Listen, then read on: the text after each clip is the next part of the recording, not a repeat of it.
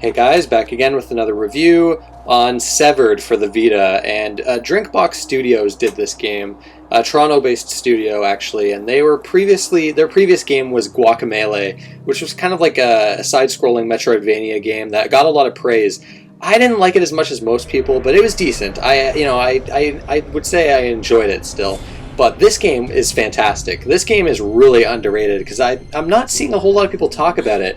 Now, I figure that's because it's a Vita exclusive game, and, Vita is not exactly a popular handheld, but, yeah, let's get into the review. I think this game is definitely worth your time and money. It's only $13 on the PlayStation Network. It's not the longest game, but I feel it's the perfect length for the type of game it is. It took me a little under 8 hours, and you could probably stretch it to 10 if you wanted to get all the secrets. But yeah, we'll start with the story, which is pretty minimal. Your character Sasha kind of wakes up in this kind of mysterious dark world. Her arm has been cut off for some reason, and you're kind of given a weapon by this mysterious figure, and you're basically out to find your family members. They've kind of gone missing, and you're tasked with trying to find them. I don't really want to say more than that. There's plenty of mystery. It's not a very dialogue-heavy game. There's only a few characters that you'll meet, and the game just has a really great sense of atmosphere to it with regards to its story.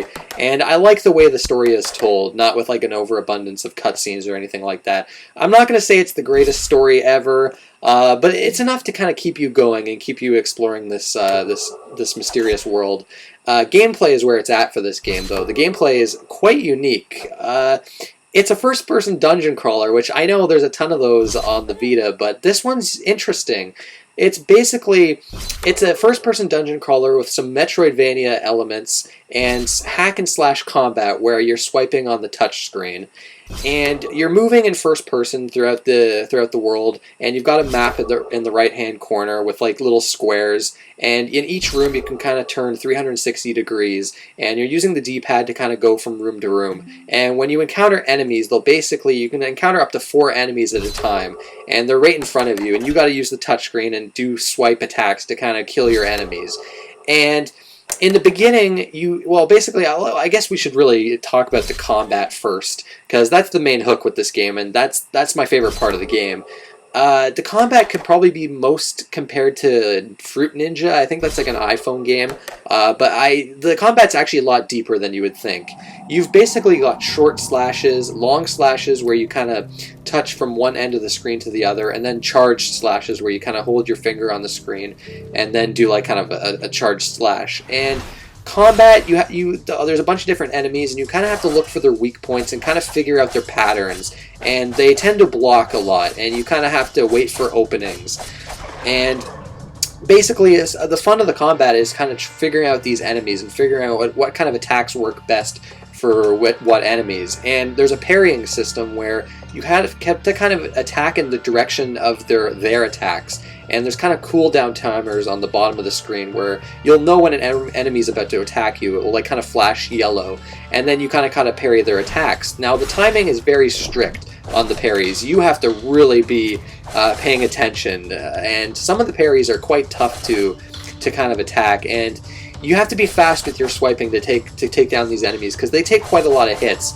But the combat is always satisfying, and the ways they kind of add to it and make it harder throughout the game are really interesting. For instance, you'll have buffs on certain enemies later in the game, like attack, defense, speed buffs, and things like that. And you'll get an ability where you can kind of steal buffs from certain enemies.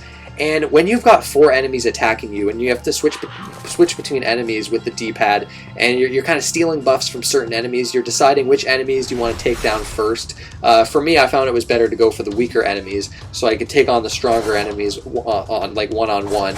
And I was always looking at the countdown timers, so when an enemy was about to attack me, I could quickly switch to that enemy and parry their attack, get in a few attacks, and then move on to another enemy. Like the combat just has this great flow to it. And there's a few different wrinkles to the combat. You have a magic meter, which you'll get certain abilities, for instance, a blinding ability where you can kind of use some of your magic to blind enemies for a few seconds, and you get a bunch of free hits. And your magic will kind of quickly replenish over time.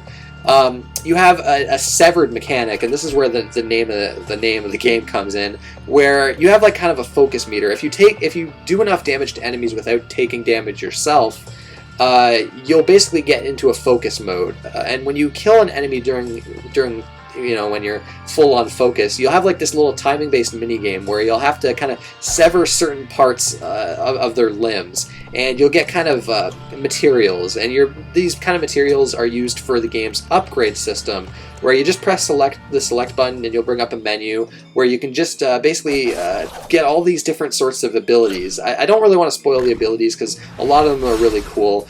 One of the most useful ones that I definitely recommend for first-time players is to get the transmute ability as early as you can, where that lets you take the giblets that you'll find. Like, you'll find these giblets throughout the environments and from certain enemies, and they're kind of your main currency, and you'll basically be able to transmute them into certain other materials, so you can upgrade whatever abilities that you really want. For instance, some health abilities or some damage abilities.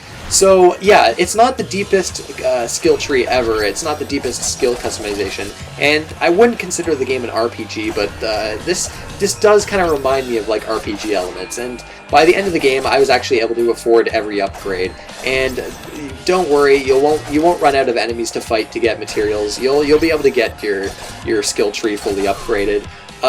I said Metroid, it's kind of got a Metroidvania feel too, with like the exploration, where you've got certain puzzles. They're not as annoying as in, say, Persona Q. A lot of them are like, I don't really want to spoil the puzzles, but they're actually pretty interesting. There's a few clever puzzles, and some really tricky ones actually.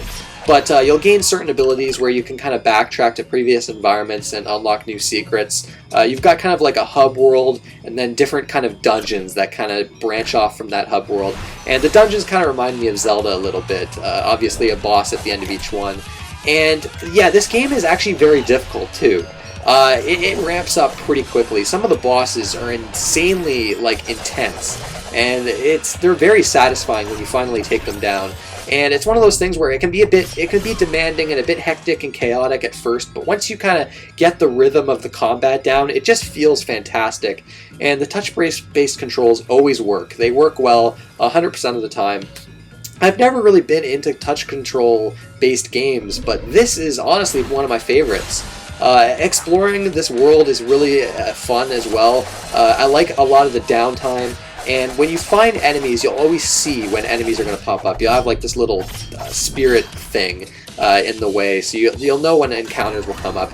And the auto-save system is very generous, so you're not going to have to fight like multiple, you're not going to have to go through multiple fights over and over again if you die. Whenever you die, you usually start right back at the fight you died at, which sounds a little too forgiving, but I think it's good considering how difficult the game is. I didn't get all the secrets. If you wanted to 100% the game, I don't think it would take too long. They're really, in terms of the gameplay, the only thing that I don't like about it is the few instances of artificial difficulty, which is a bit unfortunate. There's basically two. There's some sections where parts of the environment poison you, so you're losing health constantly, and they throw enemies at you during these parts, and that's kind of bullshit. I didn't like that.